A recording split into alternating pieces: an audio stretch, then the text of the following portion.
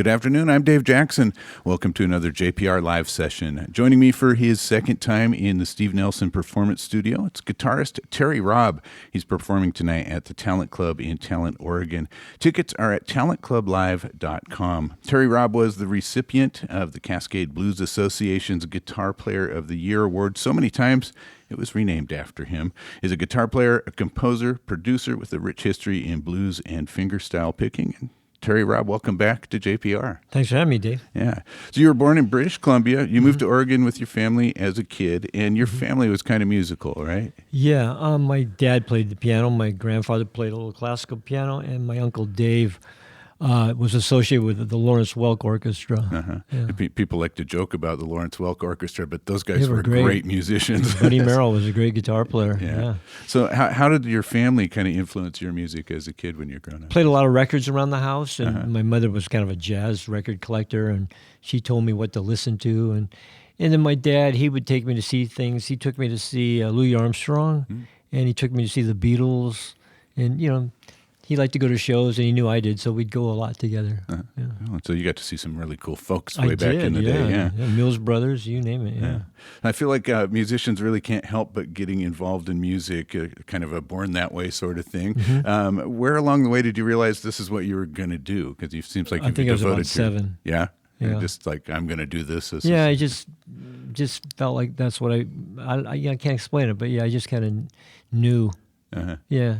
And we were saying earlier, you taught yourself guitar. I did. Yeah. So what was that like when you first started? What were you? Well, I was just kind of like, somebody showed me a couple chords, and then I just kind of went with it, and then I kind of learned some songs. I think the first song I learned all the way through was Proud Mary. And, and nice rhythm thing going on, and then you just end up learning some more and hanging out with people who are better than you and show you some things, or watching them and going to see people and watch them and then go home and trying to remember it. Your memory muscles were pretty good back then because you just had to see it and then go home and figure it out. There was no internet, or there wasn't any really tab books then either, so you had to read music in order to figure anything out. But a lot of what I was interested in, there wasn't any material for it, like country blues and stuff like that. And you later got a degree in music from Portland State University, and you studied with a classical composer? Yeah, I did. How did that jive? Thomas Svoboda. How did that jive with being a self-taught musician? I got a degree in fine arts, and part of that was music. And I just studied music theory just because I wanted to learn about it, But I already was playing at the time, and I didn't study guitar because nobody was teaching guitar what I was interested in. Yeah, that's what I was going to ask. You were working with a classical teacher, but you're a guitar player playing the blues. It was just all theory. So, and it really helped later when I was producing records and arranging music for people. It was that. Well, good. Yeah. Well, how about starting us off with the song? What do you want to play? Oh, this is called Still on 101.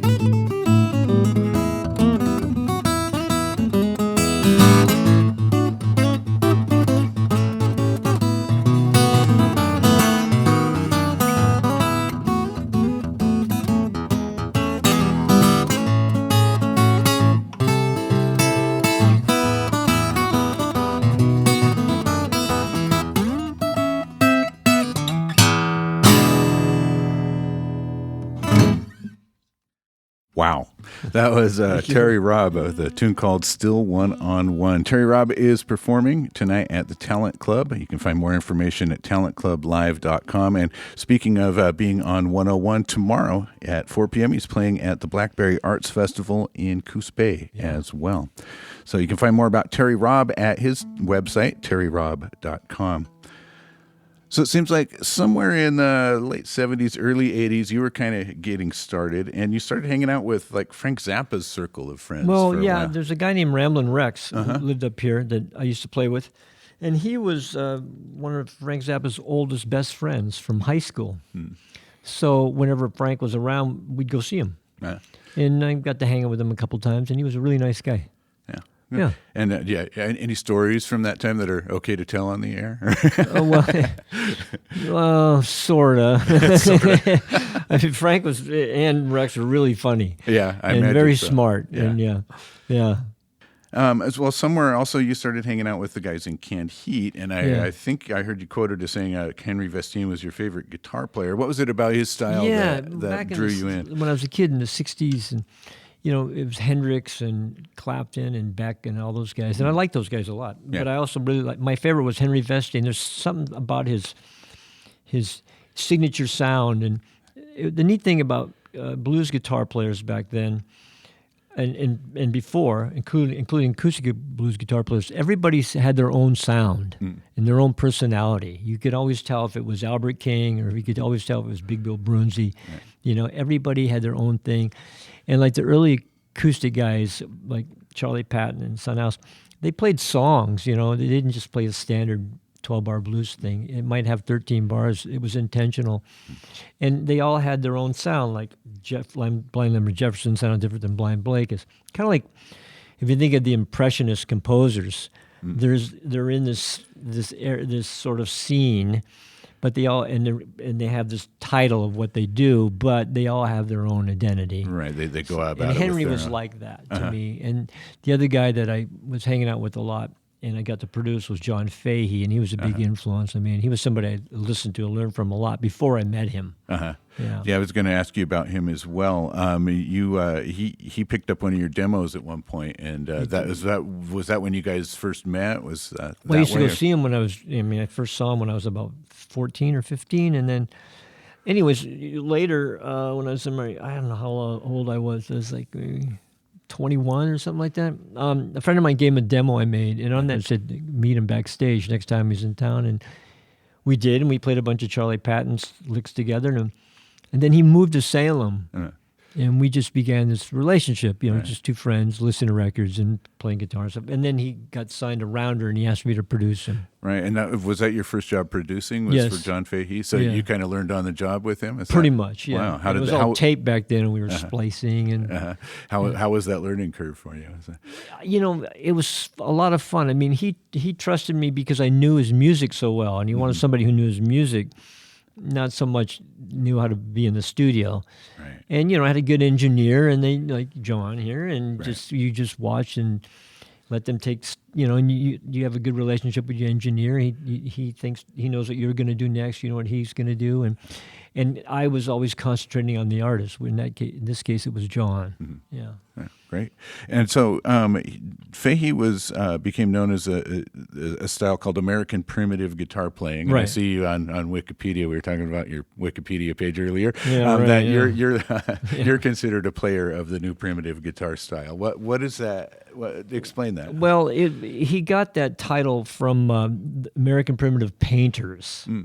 And the artists, and that they were painting landscapes around the United States, and it was associated with America. Now, I think what you would call that now, in today's terms, is Americana. Oh, okay. It's kind of Americana, because he took influences from all over, country blues and country music, but also European classical music, and also Indian music, and, me as well.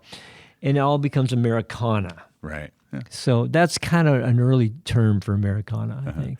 And I'd read that he wasn't particularly fond of some of the directions it took a little later on. The New Age stuff? Yeah. No, he called it hot tub music. Hot tub music. Yeah, and he was, because a lot of the New Age guys, they were, they're good, and a lot of those guys cited him as an influence. He wasn't too happy about it.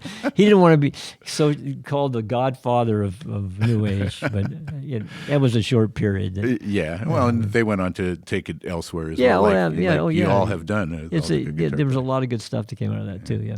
Well, can you play us another song? Sure. This is called Butch Holler Stomp.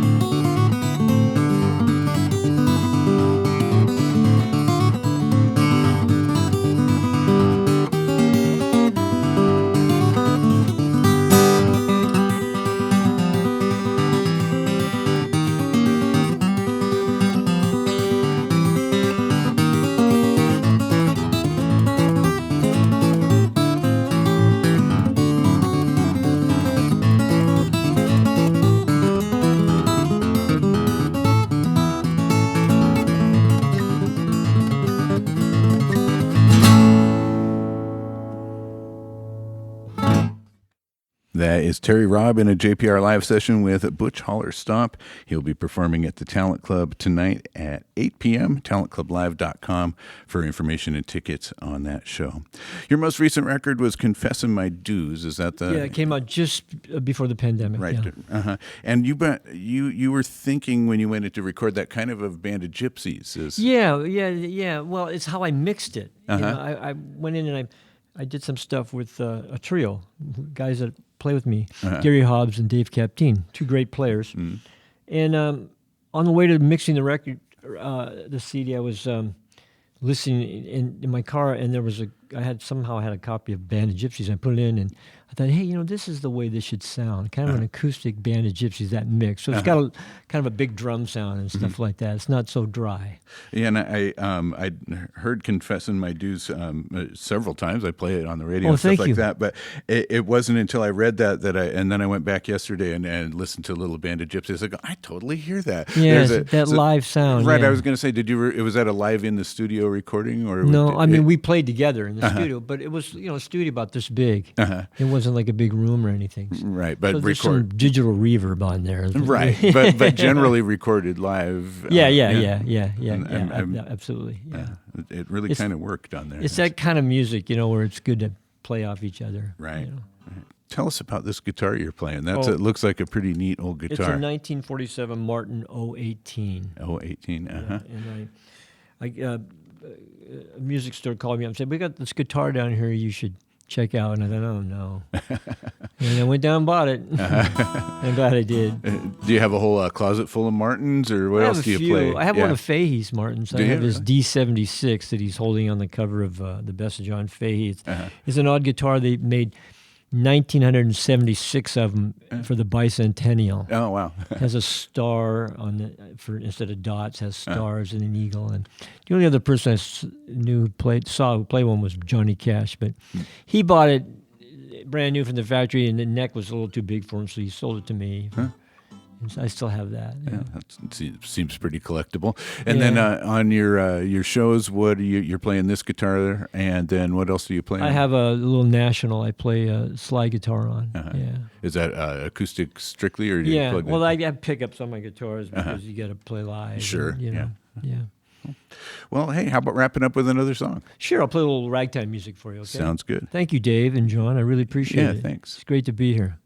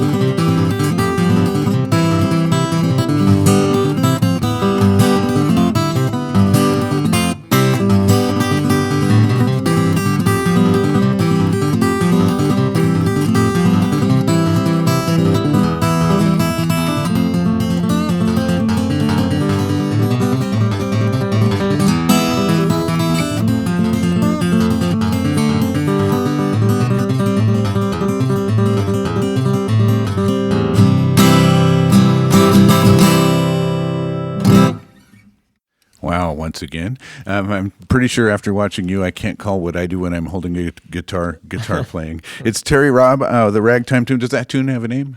It was called Buck Rag, Buck Dance by Reverend Gary Davis, and a John Fahey song. All kind Take of a look at blended that baby. Oh, nice. And well, thank you so much for joining us today. Thank you, Dave, for having me. Thanks, John. Yeah, and Terry Robb is performing tonight at the Talent Club in Talent. Tickets and information are available at talentclublive.com. And tomorrow afternoon in Coos Bay at the Blackberry Arts Festival. He'll be there at 4 p.m. JPR Live Sessions are engineered by John Griffin. Look for this live session podcast at our website, Apple Podcasts, Spotify, and Google. Open Air with Danielle Kelly continues next.